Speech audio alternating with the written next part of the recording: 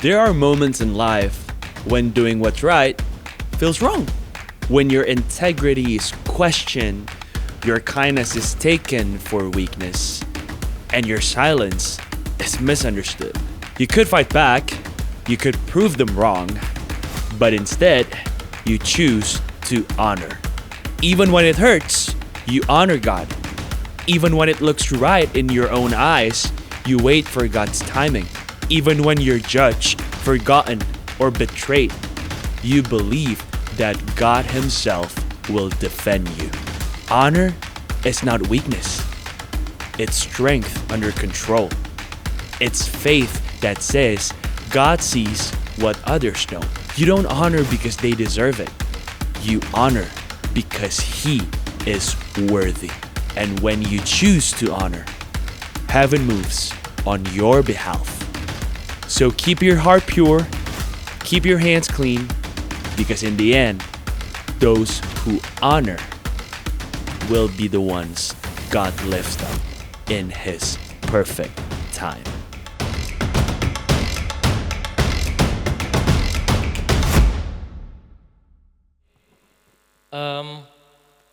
Kita masih dalam tema yang baru, ya, yaitu choose to honor. Choose to honor. Minggu lalu kita belajar firman Tuhan dari ceritanya Daud, ya, dan Saul. Saya akan mengulang sedikit gitu ya untuk refresh saja. Jadi kata honor itu diambil dari bahasa Ibrani-nya adalah kavod atau artinya heavy, berat, ada bobot, ya. Dan honor adalah respect yang ditunjukkan. Jadi bukan hanya di pikiran kita. Minggu lalu kita belajar seperti itu. Kalau respect aja masih di pikiran, saya bisa respect saudara dari jauh, tapi honor itu biasanya dari dekat. Ya, karena kita menunjukkannya. Dan minggu lalu kita juga belajar bahwa ada beberapa contoh tentang menghormati honor di firman Tuhan. Yang pertama adalah we honor God, ya. Katanya honor the Lord with your wealth, with the first fruits. Sama seperti saya kasih gambar situ potongan kue, saat kita menikah kita mengingat bahwa potongan kue pertama itu adalah lambang untuk menghormati orang yang kita hormati. Biasanya kita berikan kepada orang tua kita. Nah begitu juga dengan wealth kita, kekayaan kita. Bisa nggak kita ngasih ke Tuhan itu yang pertama, bukan dari yang sisa. Ya, dan kemudian kita belajar untuk honor parents. Hormatilah ayahmu dan ibumu, menghormati orang yang lebih tua, older people, dan menghormati pernikahan, honor the office, ya, the emperor atau governor, dan juga menghormati church leaders. Kalau kita lihat patternnya di sini, bahwa ini adalah role, ya. Parents bisa jadi orang tua angkat, ya. Older people, kita ketemu older people berbeda orang, ya. Marriage, setiap orang menghadapi pernikahan dan siapapun yang mengisinya, orang yang berbeda, latar belakang berbeda, tapi kita perlu menghormati pernikahan. Juga kita belajar untuk honor office, siapapun presidennya, siapapun perdana menterinya, walaupun kita nggak setuju dengan polisinya, walaupun kita nggak suka dengan tindakannya, we still honor the office. And the church leaders, ya, katanya the elders who direct affairs, dan juga mereka mendapatkan double honor, especially those who works in is preaching and teaching. Saya juga minggu lalu berkata, saudara kalau mau menghormati pembicara di tempat ini, ya, cara yang paling simple adalah catat apa yang didengar, ya. Karena dengan begitu saudara menganggap apa yang disampaikan penting gitu. Dan minggu lalu juga kita belajar honor is not about the person but it is about the God who put them there. Jadi waktu kita hormati office atau role tersebut, sebenarnya kita menghormati Tuhan yang di belakang layar tersebut yang menunjuk orang untuk mengisi office tersebut. Ya, dan kemudian kita juga belajar when you honor the role, you honor God. Waktu kita menghormati apapun itu, orang tua kita, walaupun orang tua kita abuse saudara kita atau role sebagai bapaknya nggak berjalan dengan baik, abuse the mother, we still need to honor them. Karena when you honor the role, you honor God. Nah, kita juga belajar minggu lalu, if you want the best out of person, learn to honor him. Kalau kita mau mendapatkan sesuatu yang terbaik dari seseorang, belajarlah untuk menghormati orang tersebut. Itu terjadi kepada Daud, bahwa Saul itu dishonor David, sehingga setiap potensi Daud itu nggak dia nikmati. Yang harusnya Daud bisa membela, melawan bangsa Filistin, mengalahkan, protect, yang terjadi adalah Daud dikejar-kejar menjadi buronan, ya, dan dia nggak mendapatkan yang terbaik. Begitu juga Tuhan Yesus, waktu lagi Tuhan Yesus tiba di kampung halamannya, firman Tuhan berkata, nggak banyak mukjizat terjadi, bukan karena Tuhan Yesus nggak sanggup melakukan mukjizat, tetapi karena dikatakan mereka nggak menghormati Tuhan Yesus. Dibilang, bukankah dia ini anak tukang kayu katanya? Bukankah saudara-saudaranya ada bersama-sama dengan kita? Ya mungkin orang yang lebih tua, saya tahu Yesus siapa, saya tahu waktu dia lagi main gundu, saya tahu waktu dia jatuh, saya tahu waktu dia lagi ingusan. Jadi they bring down Jesus to their level sehingga mereka nggak mendapatkan the best of Jesus. Dan berikutnya kita belajar juga, familiarity often prevents us from seeing others at their best. Ya, karena sering udah terlalu kenal, jadinya itu kita sering menghalangi kita untuk melihat versi terbaik dari orang tersebut. Ya apalagi kalau misalnya dalam keluarga, tiba-tiba adik yang bungsu misalnya jadi CEO atau jadi apapun yang tinggi, kemudian kakak-kakaknya, lu kan anak kecil, ya sulit karena udah familiar gitu.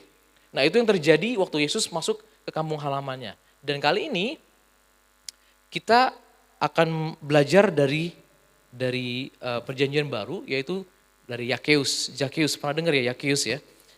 Saya akan bacakan buat saudara dari Lukas 19. Yesus masuk ke kota Yeriko dan berjalan terus melintasi kota itu. Jadi dia lagi berjalan dari area Galilea dia mau ke Yerusalem, tapi sebelum ke Yerusalem dia harus melewati kota Yeriko.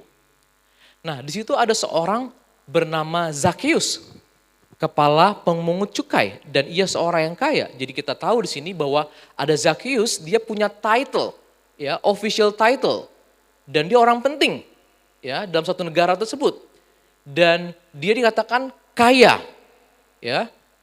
Tapi di mata orang Yahudi ternyata posisi Zakheus ini sangat dibenci, ya dia nggak dihormati sama sekali. Dia nggak dihormati karena dianggap sebagai pengkhianat, menguras atau memungut pajak lebih daripada yang seharusnya.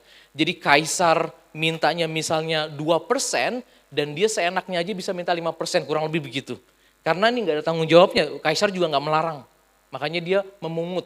Ya, nah kalau saudara baca pasal sebelumnya, kenapa tax collector itu dikatakan bagi orang berdosa? Bahkan di pasal sebelumnya Tuhan Yesus ngasih perumpamaan, ada dua orang yang masuk ke dalam rumah ibadah, yang satu orang Farisi dan satu adalah pemungut cukai. Dikatakan si orang Farisi ini ngomong, ya Tuhan aku bersyukur ya bahwa aku bukan seperti dia yang berbuat dosa, tapi aku membenarkan dirinya lah.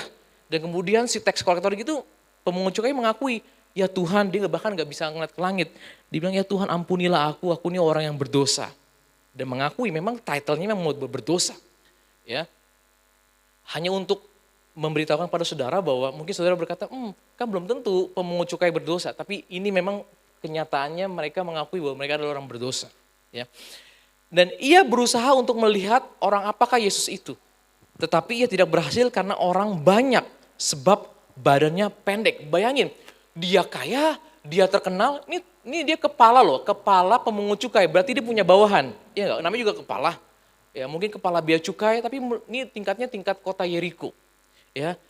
Dan kita melihat dari cerita ini bahwa people, ya crowds itu ignore dia.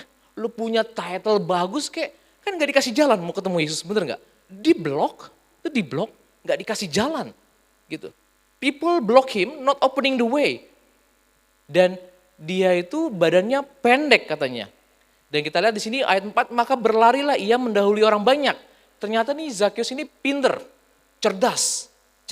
Dia tipikal problem solver. Dia tahu bahwa dia pendek, dia nggak bisa lihat, Maka berlarilah ia mendahului orang banyak. Ternyata fisikalnya juga kuat. Ya, lalu memanjat pohon ara, dia bisa manjat. Untuk melihat Yesus yang akan lewat di situ. Dia punya good strategic thinking. Dan juga eksekusinya juga bagus. Perfect. Karena dia bisa predik, Yesus bakal lewat sini nih. Wah, kalau main stok tuh jago dia. Ini bakal nih kayak kurang lebih beng. Nah, ini udah terbiasa dia. Dia punya, karena orang atas udah biasa dengan view yang di atas, ngerti dia. Ya, atau FOMO istilahnya, bener gak? Wah, saya nggak mau kelewatan nih Tuhan Yesus nih, gitu ya. Di sini adalah adegan di mana sebenarnya Zakheus itu mau mencari Yesus. Dia pengen lihat siapakah Yesus itu, gitu ya. Tapi orang-orang blok dia. Dan kemudian ayat yang kelima, dan sebenarnya dia pengen melihat Yesus from the distance. Karena memang gak ada kesempatan untuk dia bisa melihat Yesus dari dekat.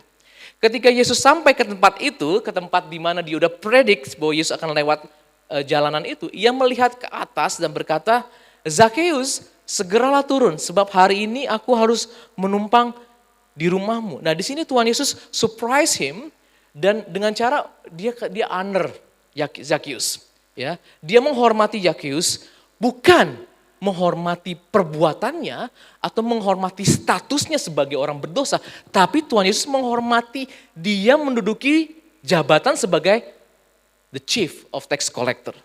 Bedain ya. Tuhan Yesus itu menghormati dia karena Yesus tuh tahu potensi ini orang kalau dia dirubah, hatinya dirubah jadi apa? Tuhan Yesus melihat itu. Kita sebagai manusia seringnya melihat dia orang jahat. Koruptor. Bayangin kalau kita, Tuhan Yesus ada di zaman sekarang, terus tiba-tiba dia jalan atau mampir ke rumah koruptor yang kita kenal di negara kita. Mungkin kita juga akan berpikir sama seperti orang lain. Ih, gaulnya sama orang koruptor. Nah, di sini saya mau kita belajar, ya sama-sama belajar untuk membedakan antara person and the role. Ya. Kemudian berikutnya, ayat 6. Lalu Zakheus segera turun dan menerima Yesus dengan sukacita. Accept Jesus with joy. Ini seperti kayak menerima Tuhan Yesus. Tetapi semua orang yang melihat itu bersungguh-sungguh katanya ia menumpang di rumah orang berdosa. Ya, jadi ada kata rumah di sini 3 kali diucapkan. Berarti semua jawaban dari setiap kekosongan kita, jawaban dari masalah kita tuh selalu dimulai dari rumah sebenarnya. Kita perlu back home, go back home again. 3 minggu berturut-turut saya ngomongin tentang rumah. Ya, semua jawaban permasalahan kita tuh selalu ada di rumah. Kalau kita, kadang-kadang kita tuh lebih manis ke orang lain daripada pada istri kita. Kadang-kadang kita lebih manis ke suami kita daripada orang-orang, ya. Kita tuh lebih manis kepada orang lain daripada suami kita. Dan jangan kaget sebabnya, saudara, kok bisnis saya begini ya? Kok kerjaan saya begini ya? Coba everything back from home, house. Gitu. Dan tetapi Yakub berdiri dan berkata kepada Tuhan, Tuhan, setengah dari milikku akan kuberikan kepada orang miskin. Dan sekiranya ada sesuatu yang kuperas dari seseorang akan kembalikan 4 kali lipat. Kata Yesus kepadanya, hari ini telah terjadi keselamatan kepada rumah ini. Kembali lagi kepada rumah ini dikatakan. Kepada rumah ini. Karena orang ini pun anak Abraham. Sebab anak manusia datang untuk mencari dan menyelamatkan yang hilang. Firman Tuhan hari ini saya beri judul Honor the Role. Tuhan, kami berdoa supaya kami bisa mendapatkan maunya Tuhan. Tuhan udah ngasih contoh dan teladan. Dan kami mau belajar dari prinsip dan pola yang ada di firman Tuhan supaya kami bisa mengaplikasikannya. Bersyukur untuk bulan ini kalau kami bisa belajar tentang honor. Berdoa supaya honor become part of our culture. Sehingga kami dikenal orang-orang yang mempunyai integritas yang tinggi dan punya hormat yang tinggi. Karena Engkau yang mengajarkan kepada kami. Dalam nama Tuhan Yesus kami berdoa, amin. Saya suka dengan film ini. Saya yang pernah nonton ini. Tada! Waktu tahun 2010 saya nonton pertama kali. Wah, saya suka banget nih film. Gitu kan. Ini ceritanya Gru. Tahu Gru? Dia itu villain katanya. Dia gak peduli sama orang. Dia punya kemampuan yang luar biasa. Dia punya apa? Punya uang, rumahnya gede, dia punya teknologi, dia punya mission untuk mencuri bulan. Pokoknya dia mau mencuri. Ada orang yang blok dia tembak. Buzz, minum kopi, dia tembak supaya jadi kaku. Ini karakter ini menurut saya wah arogan nih ya, dia nggak tahu persis bagaimana berhubungan dengan orang. Ya, kalau kita lihat dari chart health ya, yang kita pelajarin beberapa minggu ini, ya si guru ini financialnya tinggi banget. Ya, kemudian mentalnya, knowledge-nya tuh tingginya minta ampun. Ya, dan kemudian secara fisikal dia juga sehat. Tapi kemudian secara sosial dia nggak sehat. Karena orang nggak mau berhubungan sama dia. Dia menyendiri. Temennya cuma siapa? Minions. Dia cuma punya anak buah minions gitu. Dan apalagi secara spiritual gitu ya. Dia nggak peduli sama orang. Tapi kita lihat dari cerita ini, lama-kelamaan secara progresif dia berubah karena apa? Karena dia berhubungan dengan orphanage, dengan orang anak-anak yatim piatu. Dan dia bisa melihat, wah ternyata ada pas lagi berhubungan dengan orang, dan orang membutuhkan kasih dan sebagainya, walaupun dia gengsi dan sebagainya, lama-lama kita tahu ceritanya Despicable Me, Me Too, Me Three, Me Four, kita tahu ternyata dia orang baik. Setuju ya? Ternyata dia orang baik. Dia punya hati yang baik. Dan ternyata dia juga punya saudaranya juga jahat, saudara kembarnya. Dan ini lucu cerita ini. Nah ini mengingatkan saya tentang Yakeus sebenarnya yang kita sedang pelajari. Jadi kalau kita lihat di health indikatornya Yakeus, waktu dia belum bertemu dengan Tuhan Yesus, kita lihat bahwa dia memiliki spiritual yang sangat rendah.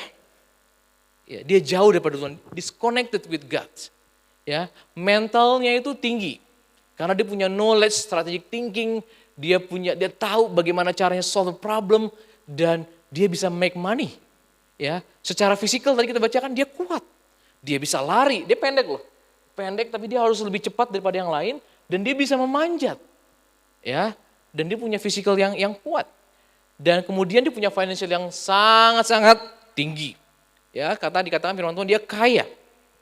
Tapi dia punya social health yang sangat rendah. Karena gak ada orang tuh yang membuka jalan buat dia. Seharusnya kan kalau dia terkenal dan dia disukai banyak orang, kan orang minggir-minggir. Ada Zakheus mau lewat, mau ketemu Tuhan Yesus, begitu kan? Minggir-minggir. Tapi ini gak, orang bodoh amat. You are the enemy katanya, lu musuh gua. Gitu.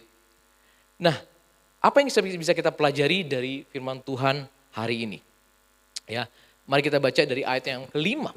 Ketika Yesus sampai ke tempat itu, ke tempat di mana Zakheus manjat, ia melihat ke atas dan berkata, Zakheus, segeralah turun, sebab hari ini aku harus menumpang di rumahmu. Lalu Zakheus segera turun dan menerima Yesus dengan sukacita. Di sini Tuhan Yesus sebenarnya berkata, bukan hanya rumahmu secara fisikal, tetapi Tuhan Yesus mau, I want to visit your heart. Karena kemah ini, rumah ini sebenarnya cuma lapisan luar. Di dalam itu ada yang namanya suatu roh spiritual yang kosong. Dan Tuhan Yesus pengen deal with that. Tuhan Yesus pengen membangkitkan spiritualnya itu. Karena yang selama ini lost, yang mati itu bagian itu. Dan dia blind banget, dia benar-benar gak tahu kenapa kok orang gak suka sama gua. Kenapa kok kekayaan yang menjadi pusatnya dia gak ngerti. Orang yang kalau berada di bubble seperti itu saudara, banyak orang seperti itu. Banyak orang seperti itu gak menyadari sampai akhirnya menemukan aha moment. Aha moment. Dan saya mau katakan tentang honor di sini, prinsip yang pertama. Honor is the key to unlock someone's door. Menghormati, Yesus itu bukan menghormati perbuatannya Zakheus bahwa dia pemungut cukai yang sangat tamak. Tapi dia menghormati posisinya Zakheus sehingga waktu dia memanggil by name Zakheus itu sangat menyentuh dia. Dan itu waktu honor itu diperlakukan karena zaman itu ya, di zaman itu. Zaman sekarang sih kayaknya kurang ajar kali ya. Saya mau numpang di rumah kamu, siapa lu kan begitu. Tapi di zaman itu kalau ada guru, ada rabi mau numpang, itu adalah suatu penghormatan buat orang tersebut. Karena itu culture-nya saat itu. Dan Zakheus ini merasa aku dihormati. Nah karena dia dihormati, nah ini penting. Saya dari minggu yang lalu sampai hari ini, saudara harus benar-benar belajar untuk tentang honor. Karena ini the secret, the power kalau saudara mau mendapatkan the best of that person. atau potensi yang belum kelihatan. Ya, kadang-kadang kita sering merendahkan orang lain gak di sana karena kita melihat perilakunya. Tapi kita belajar dari Tuhan Yesus. Kalau kita bisa menangkap prinsip ini dan kita aplikasikannya, you will go further. Saudara dan saya akan pergi jauh sekali tentang honor.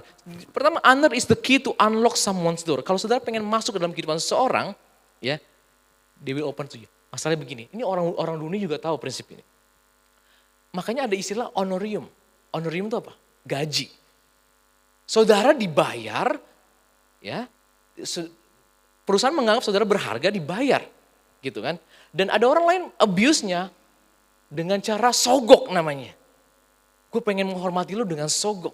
Masalahnya kalau kita menggunakan prinsip ini hanya untuk membuka pintu orang, hati orang untuk kita, bukan ke Tuhan, ada orang yang lebih baik lagi untuk present honor gitu loh. Kalau saudara buat itu hanya untuk menangkap orang itu buat saudara, kepentingan saudara, ada orang lain lagi nanti bisa ngasih lebih bagus lagi, lebih besar lagi, dan saudara akan dilupakan. Tapi di sini Tuhan Yesus tahu, ya, waktu kita honor, itu tujukan mereka kepada Tuhan, biar Tuhan yang mengubah, gitu. Karena kalau misalnya cuman kepentingan kita dan banyak orang menggunakan prinsip ini, you will get messed up. Gitu. Dan banyak terjadi. Ya itulah istilahnya dengan korupsi atau nepotisme dan sebagainya. So, the answer of your root problem always at your home. Nah, Tuhan Yesus di sini aim for the door dulu. Dia aim for the access dulu. Sebelum dia masuk untuk menyelamatkan orang ini, dia coba pintunya dulu. Caranya apa? Ini rahasianya. Saudara mau ketemu CEO pun, kalau saudara perlu pakai pihak yang ketiga, pasti honor, ini is true. It will unlock someone's door. Walaupun belum dia memberikan terbaik, tapi dia akan membuka pintu hatinya buat saudara. Ini rahasianya. Ya. Yang berikutnya dari ayat 8, tetapi Zakheus berdiri dan berkata kepada Tuhan, Tuhan, setengah dari milikku akan kuberikan kepada orang miskin, dan sekiranya ada sesuatu yang kuperas dari seseorang akan kukembalikan 4 kali lipat. Wow, ini gak pernah kepikiran loh. Orang-orang Yahudi satu mikir, ini orang paling pelit, ini orang yang paling rakus, cuman ngambil duit gua doang. Tiba-tiba berubah jadi seperti ini. It's amazing, hanya karena mulai dari honor, jadi poin yang kedua, honor is the key to unlock someone's potential. Kita kadang-kadang ngeliat orang cuma dari perilakunya. Tapi kalau misalnya the spiritnya, spiritual health-nya udah bener, saudara akan kaget-kaget deh. Orang itu tiba-tiba berubah jadi apa yang kita gak kepikiran. Tuhan Yesus tahu. Oleh sebab itu dia menghormati di office. Ini nih, kalau dia bertobat nih, dia juga punya bawahan, dan kemungkinan besar culture-nya itu akan berubah tuh jadi tax collector itu. Jadi berubah. Hanya gara-gara Tuhan Yesus menghormati di office. So honor is the key to unlock someone's potential. Karena knowing that God has put potential into someone's life. Setiap daripada kita, Tuhan itu sudah menaruh benih kebesaran. Kalaupun belum termanifestasi, bukan berarti itu enggak ada. Cuma belum kelihatan aja. Oleh karena itu saya berusaha sebisa mungkin melihat saudara, saya akan respect sama saudara, honor you, gitu. Memang di prinsip ini, di Alkitab ini juga mutual. Zakheus juga menghormati Yesus, ya enggak? Dengan menerima dia dengan sukacita, bukan berarti kita harus respect dengan semua orang sembarangan, belum tentu juga. Karena kalau orang itu enggak mau, susah juga. Karena kita harus build dulu. Tapi pun kalau misalnya kita tahu bahwa setiap daripada kita itu punya potensi. Tahu nggak potensi? Potensi itu masih kasar. Belum kelihatan. Tapi itu akan menjadi suatu kenyataan kalau itu dibukakan. Nah, disinilah peran daripada honor. Honor is the key to unlock someone's potential. So, another one, win someone's heart and he will give his hands. Menangkan hati seseorang, maka dia akan memberikan tangannya. Bukan hanya tangan, sweat and blood, keringat dan darah pun akan diberikan. Kalau saudara udah mendapatkan hatinya. Bahkan Ari Lasso pun tahu prinsip ini. Dia buat lagu. Sentuhlah dia tepat di hatinya. Itu hati. Dan Tuhan Yesus tahu persis. If you want to get someone's hands, ya saya ngomong pessimistic hands. Tapi kita tahu bahwa dia tadi, Zakheus bukan tangannya. Setengah. Setengah dari hartanya dia mau berikan. Nah kalau saudara baca, tadi kan saya ingat gak ada perumpamaan tadi. Ada 2 orang yang masuk ke rumah ibadah, Farisi dan pemungut cukai. Di bawahnya, chapternya itu di pasal 18 ini kan 19. Itu ada seorang officer juga, high rank officer, masih muda. Ya, masih muda, ganteng. Kayak kakak Roko, ganteng.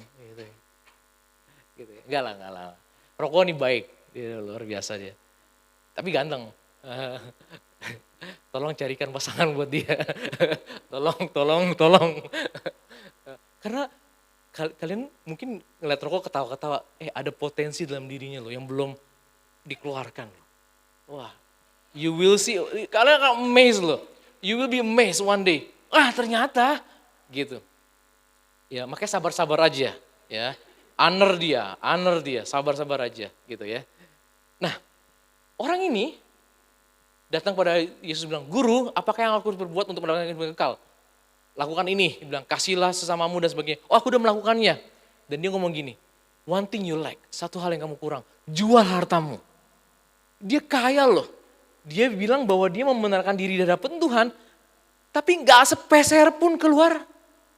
Sepeser pun gak keluar dari kantongnya. Beda di sini. Dia merasa bahwa dia butuh Tuhan, dia berdosa, setengah dari hartanya dia kasih pada orang-orang miskin. Dan minggu lalu juga kita belajar, bagaimana kita bisa menghormati orang tua kita, di abuse kita.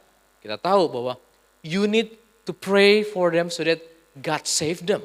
Intinya adalah saat kita menghormati orang lain, roles ya, menghormati roles tersebut adalah goalnya cuma satu, seperti ini, supaya hatinya diselamatkan. Tuhan Yesus kan tahu bahwa orang-orang benci dia, benci Zakheus. Mereka udah tahu kok Tuhan Yesus. Nah Tuhan Yesus pengen menyelamatkan dia supaya dia bisa berfungsi sebagaimana mestinya. Ya. Sampai sini saudara mengikuti saya? Ya, ayat 9 sekarang. Kata Yesus kepadanya, "Hari ini telah terjadi keselamatan kepada rumah ini. Karena orang ini pun anak Abraham." Saya suka bahasa Inggrisnya. Jesus said to him, "Today salvation has come." Nah jadi salvation itu come to this house. Salvation has come to this house. Berarti kan ada yang buka jalan, bener gak? Ya toh, kalau misalnya gak ada yang buka pintu gimana bisa masuk? The salvation has come to this house because this man too is a son of Abraham. Poin berikutnya adalah honor clears the path for transformation and salvations. Jadi saat saudara menghormati, kalau saudara pengen memenangkan siapapun, ya, role tersebut orang tua kah, pasangan saudara kah, anak saudara kah, ya, manajer saudara kah, yang galaknya minta ampun, yang bisa apapun, ya, pemerintah kita kalau kita punya akses, ya, governor siapapun, ini caranya. Honor clears the path for the transformation and salvation. Karena kalau kita udah gak menghormati, apapun kita gak akan mau lakukan, boro-boro doain. Yang ada kalau ada di depan muka kita, gua apain lo gitu kan. Kita lihat banyak di TV loh. Dia gak suka sama policy itu, di Australia dilempar telur pek ke orang tersebut. Bener gak? Itu kan namanya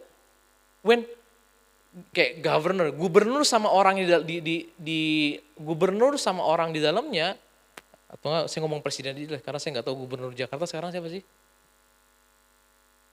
Ya presiden aja lah, Pak Prabowo ya. Saat kita saat kita ngomong gini, kita menghina presiden misalnya, waktu itu pernah zaman SBY, ada kerbau ditulis presiden. Waktu saudara menghina office, menghina kata presiden, sebenarnya saudara menghina um, the office, ya. Walaupun orangnya siapa gitu. Begitu juga waktu saudara menghina namanya, saudara juga menghina the office tersebut karena mereka nggak bisa dipisahkan, gitu.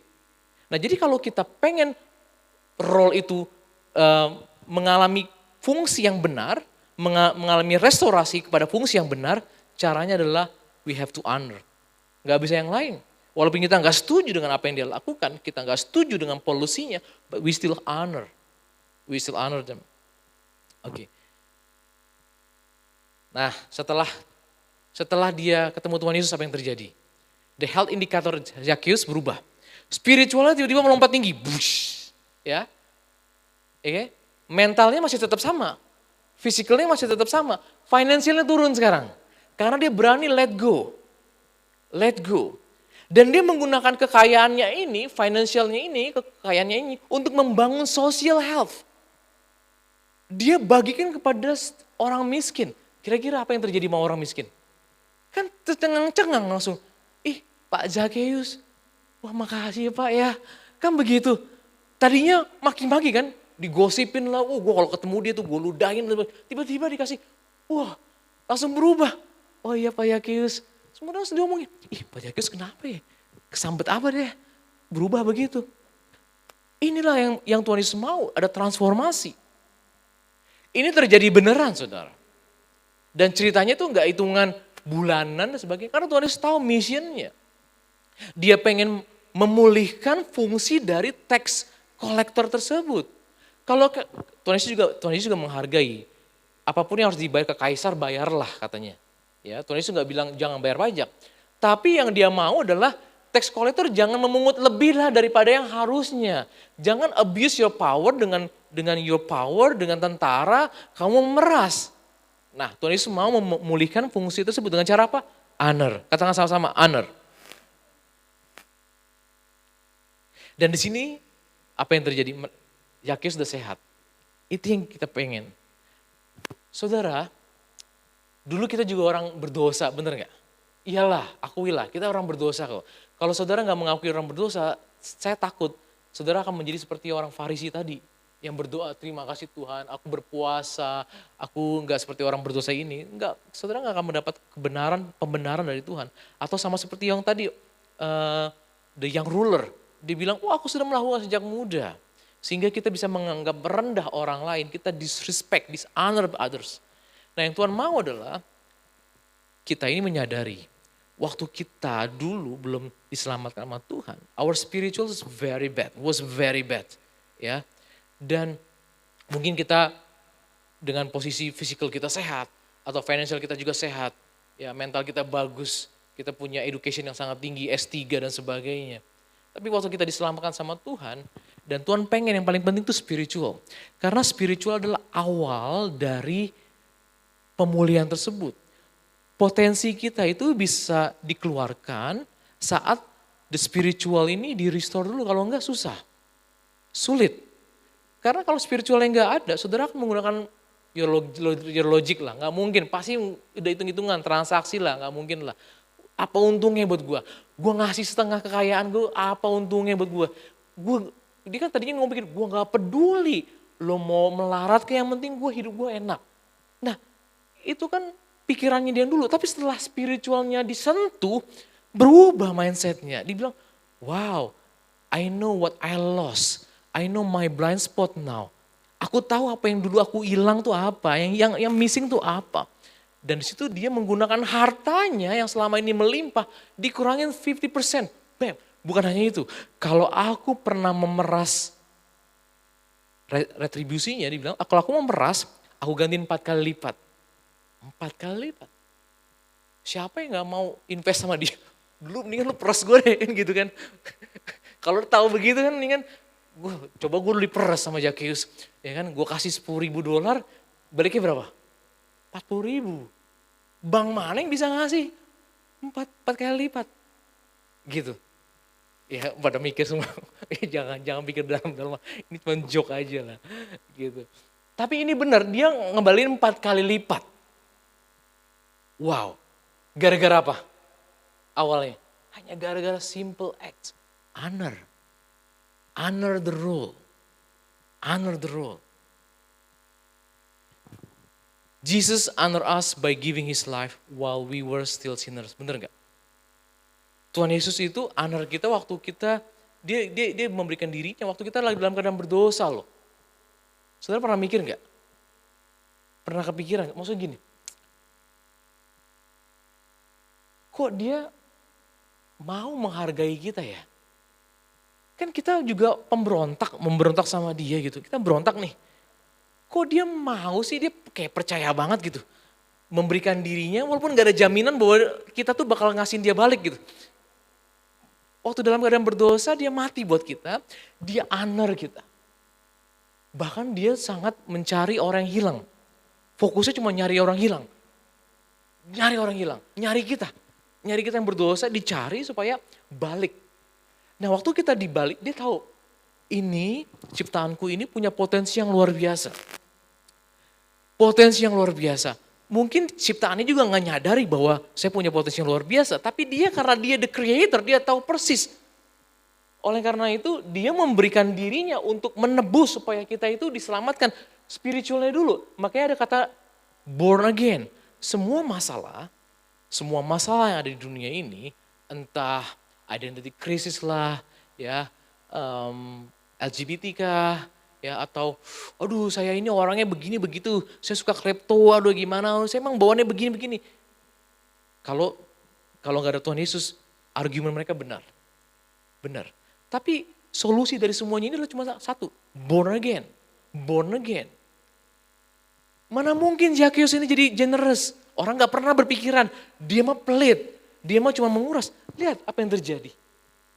Waktu dia born again, hanya karena simple act honor, tapi kita tahu bahwa waktu kita honor mereka, kita tahu bahwa tujuannya supaya mengembalikan dia ke penciptanya, kepada Tuhan Yesus. Nah ini rahasianya saudara. Saudara mungkin akan ketemu orang-orang kaya, ketemu orang yang punya berpengalaman, influencer. Tapi hanya kalau cuman, gue mau deketin dia, gue mau honor dia, gue kasih lah inilah, gue kasih ini itulah. Hanya untuk kepentingan saudara, you miss the point. We need to bring him, her, to Jesus, karena Tuhan Yesus tahu persis potensinya apa. Kita nggak tahu potensi, kita cuma tahu untungnya yang buat kita. Kamu akan kecewa suatu hari nanti ada orang yang menghormati dia dan saudara ditinggalin. Jangan. Bring that person to Jesus. Amin saudara. Nah hal apa yang saudara ingin ada transformasi? Hal apapun, mulailah dengan honor. Kalau saudara mau nih, ini salah satu rahasia juga yang saya lakukan dari dulu. Ya, saya kasih saudara rahasia ini dan ini benar-benar terjadi dalam kehidupan saya. Ya, kalau saudara pengen dapat promosi nih, ya, saya kasih tahu. Promosi dalam hal apapun. Saya akan membuat bos saya, bukan menjilat, bos saya, walaupun dia nakal kayak apa, waktu lagi fase-fase tertentu, nego dan sebagainya, dia nggak benar, saya tahu persis dia nggak benar, gitu kan. Tapi saya tetap honor dia, dan saya akan membuat nama dia baik. Nah ini challenge. Bagaimana membuat dia kelihatan look good, walaupun saudara nggak setuju dengan dia. You make him look good pokoknya. Intinya itu aja. Look good. Sama seperti Yusuf dan Firaun. Lah yang membuat Firaun jadi besar siapa memangnya? Pada akhirnya kan Firaun memiliki semua tanah katanya. Tanah Mesir milik Firaun. Karena orang pada jual. Saya nggak punya makanan lagi dijual sama Firaun. Ke Firaun. Terus juga kemudian semua ternaknya juga dijual ke Firaun. Dan bukan hanya itu, dia jual diri. Jadikan kami budak. Supaya kami dimiliki sama Firaun. Jadi pada akhirnya waktu 7 tahun kelaparan, semua orang Mesir tuh punya Firaun. Wih, baik. Ini kalau mungkin saudara nggak nangkap maksud saya. Bayangin nih, di sini saudara menjual diri saudara itu kepada Perdana Menteri misalnya. Ya, contohnya. Sehingga saudara semua milik mereka, harta saudara dan sebagainya. Itu kan luar biasa banget. Yang membuat dia menjadi seperti itu siapa? Yusuf. Dan itulah sebabnya Yusuf diangkat. Dan ini terjadi. Waktu kita membuat bos kita look good, walaupun kita nggak setuju dengan semua polisinya dia dan sebagainya, tapi kita tahu bahwa we honor the role, ya. Dan mereka akan menyadari bahwa, something's different with that person. Kenapa ya? Oh, dia ternyata anak Tuhan. Gitu. Itu terjadi. Promosi banyak dalam hidup saya hanya gara-gara itu. Ini rahasia. Ya. Dan sulit gak? Sulit. Siapa yang suka sama manajer yang nekan saudara? Suka gak? Mana ada. Kalau bisa mau entah gue resign, cabut, dan atau enggak apa? Dia cabut. Gitu. Itu doa saya juga sama. Ya Tuhan jauhkanlah dia daripada hidupku. Aduh kalau bisa dia pergi ke luar negeri lah. Gitu. Atau dia, saya gak mendoakan yang jahat, cuman dia mutasi lah atau gitu. Supaya saya bebas. Gitu. Tapi rubah doanya itu. Tuhan tolong saya untuk bisa make him look good. Ya, look her good. Sehingga walaupun dia yang dapat kredit, kita kan gak dapat kredit. Nah, waktu kita aplikasikan ini, when we honor the role, you honor the God. And the big boss, the real big boss, God, will promote you. Jangan mempertanyakan Tuhan bagaimana caranya, dia punya 1000 cara untuk mempromosikan saudara. Itu. Semoga saudara mau melakukannya. Ini terjadi beneran, berkali-kali. Dan saya setiap terakhir kesempatan gitu ya, misalnya saya akhirnya mau pindah ke company yang lain, saya selalu kesaksian. Di mana hidup saya begini-begini, saya punya blog gitu. Jadi saya tinggal kirim blog saya doang, bikin dibaca. Jadi banyak koleg saya akhirnya tahu tentang kehidupan saya mau memuliakan Tuhan masalah. Saya mau memperkenalkan Tuhan. Kenapa kita bisa di level seperti ini? Karena Tuhan. Itu goal saya sebenarnya. Jadi bukan hanya masalah gue pengen dapet promosi, gaji tinggi, janganlah. Itu cuman bonus. That's put aside. Goalnya kenalkan dia kepada Tuhan. Saya pernah diajak juga sama satu leader sama company saya. Akhirnya saya makan one on one sama dia, minum kopi, saya ngomongin tentang Tuhan Yesus. Bodoh amat. Because that person need Jesus. Sama seperti saya butuh Tuhan Yesus, saya diselamatkan. Hidup saya sekarang berubah, saya penuh dengan damai sejahtera karena Tuhan Yesus. Nah orang ini kan juga layak untuk kasih. Tabur benih, nah urusan benihnya itu nanti Tuhan yang atur. Ada nanti orang yang menyiram, nanti ada orang yang ngasih rawat. Yang penting kita berani. Amin saudara, mulailah dengan honor, ini the key loh. The key to success, if you want to go further, learn to honor. Ya, orang kampungnya Tuhan Yesus gagal. Gak mendapatkan the best of Jesus, gak banyak mukjizat. Tapi di kota lain, Tuhan Yesus itu sentuh jumbainya aja sembuh. Bayangan pun sembuh. Di kampungnya enggak. Karena apa? Karena mereka merendahkan Yesus dengan cara apa? They bring down Jesus to their level. You and I are the same. We are the same. I know you. Saya tahu kenal kamu kok. Hati-hati dengan itu. Honor the role. Ini judul khotbah kita hari ini, honor the role. Dan enggak secara kebetulan, saudara belajar di gereja ini di bulan ini juga di setiap kota, dimanapun di seluruh dunia, di IFGF itu belajar tentang honor. Ini adalah prinsip yang penting. Saya berdoa dan berharap saudara punya hati, punya suatu mindset dan value ini mendalam. Saudara hidupi value ini ya untuk hormat. Dan kalau saudara tahu siapa yang saudara hormati, sebenarnya saudara menghormati Tuhan di belakang itu. Sama seperti siapa tadi? Saul ya. Minggu lalu saya menceritakan Saul kan, dia 2 kali loh. Ini pertama nih. Yang kedua, lagi tidur. Udah lagi tidur. Terus dia sama Abisai anak buahnya, kita turun. Tuhan buat tidur mereka nyenyak. Oh deep sleep semua ya, wah deep sleep. Wah, enggak. Diambillah kendinya, diambillah tombaknya Saul.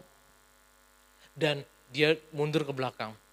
Waktu lagi di sini, waktu maju, si Abisai ngomong gini, I know you don't want to touch him, aku tahu kamu.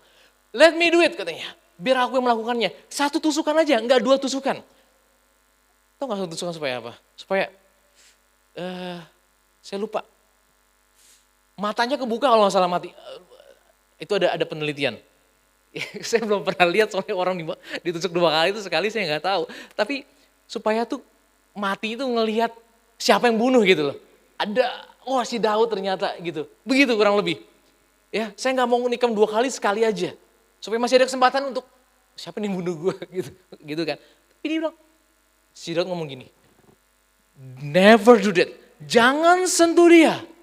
Jangan sentuh dia. Karena dia adalah orang yang diurapi. Dia punya role sebagai raja. Aku pasti tidak akan terhindar dari sini. Dia tahu. Dan dia tahu juga kenapa 2 kali Tuhan buat lempeng semuanya. Lempeng ini udah tinggal, karena gini, ini akhir dari pengejaran dong. Kalau gue tusuk pasti gue jadi raja, udah pasti. Nggak mungkin nggak. Gue jadi raja, gue nggak lari-lari lagi. Nggak perlu pindah ke padang gurun satu, padang gurun satu, padang gurun satu, padang gurun satu, padang gurun satu. Dia nggak perlu. Tapi karena dia honor, dan dia ngomong gini, si Daud, jangan. Kalau dia emang harus mati, tinggal tunggu aja. Kalau dia mati secara natural, ya udah mati. Entah sakit dibilang mati, atau nanti dia mati di perang. Daud bisa melihat itu. Dan di balik itu sebenarnya Tuhan lagi ngetes dia juga. Lihat nih, gue udah lihat, udah kasih bener-bener, udah di depan mata. Tadi yang pertama kan dia terbukti bahwa dia honor. Yang ini sekarang mau honor gak nih? Walaupun temennya ngomong, saya mau bunuh. No, don't. Tuhan melihat. Akhirnya apa? Kita tahu, Saul akhirnya mati dalam perang. Bukan hanya dia, anaknya. Minggu lalu, Fanny bilang, kok kamu waktu minggu lalu ceritanya mukanya begitu banget. Wih, beneran. Saya sebel sama Saul sebenarnya. Kenapa saya sebel? Ini kayak saya mendalami ceritanya gitu. Saya sebelnya kenapa? Aduh. Padahal kalau Daud jadi raja, dia mainnya bener gitu ya. Anaknya jadi nomor 2 kok. Udah bener, mereka udah buat perjanjian. Dan akhirnya gara-gara si Saulnya ini bener-bener koslet ya, kata Roko tadi, koslet gitu. Akhirnya dia mati, anaknya mati, semuanya mati. Itu yang saya, why? Kenapa kamu gak bisa let go gitu loh. Just let go. Itu ya aku pas lagi baca ceritanya kebawa emosi soalnya gitu. Tapi kalau aku jadi dia mungkin beda cerita. Cuman aku sebel gitu. Kayak makanya minggu lalu mukaku kayak gak ada yang bisa muka di foto gitu. Buat Instagram tuh gak bisa karena sih sebel banget. Sebelnya minta ampun. Now we need to learn how to honor. Honor, katakan sama-sama. Honor, yuk. Saya sudah selesai. Tuhan Yesus sudah menunjukkan caranya untuk mendapatkan akses ke hati kita. Dia honor kita, dia menghargai kita. Cara menghargainya dia itu bahkan memberikan dirinya dengan darah yang mahal. Dia nggak harus datang ke tempat ini, ke dunia ini. Dia bisa saja untuk santai di surga. Tapi dia turun, bukan hanya turun, dia mencari yang hilang, bukan hanya mencari yang hilang, tapi dia memberikan dirinya. Matinya pun secara sangat tragis. Mati yang perlahan-lahan. Tapi Tuhan Yesus punya fisikal yang kuat. Dia angkat kayu salib walaupun dia udah dicambuk sebanyak mungkin, tapi dia masih kuat. Dia jatuh, ada orang yang menolong. Kematian Tuhan Yesus pun udah dirancang sedemikian rupa di atas kayu salib supaya firman Tuhan digenapi. Saat dia di kayu salib ada 3 orang, dia dan 2 penjahat sebelah kiri dan sebelah kanan. Ada hal yang menarik, Tuhan Yesus sudah mati duluan.